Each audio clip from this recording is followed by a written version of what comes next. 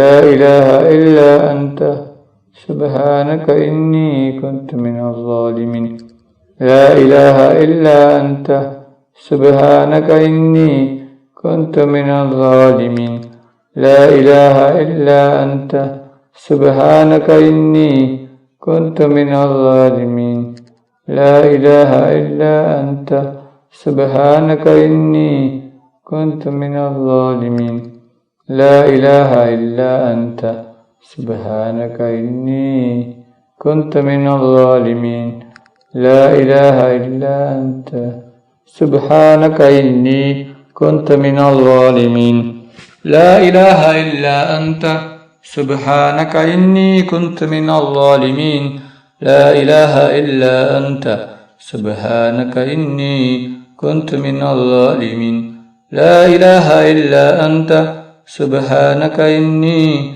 كنت من الظالمين لا إله إلا أنت سبحانك إني كنت من الظالمين لا إله إلا أنت سبحانك إني كنت من الظالمين لا إله إلا أنت سبحانك إني كنت من الظالمين لا إله إلا أنت سبحانك إني كنت من الظالمين لا إله إلا أنت سبحانك إني كنت من الظالمين لا إله إلا أنت سبحانك إني كنت من الظالمين لا إله إلا أنت سبحانك إني كنت من الظالمين لا إله إلا أنت سبحانك إني كنت من الظالمين لا إله إلا أنت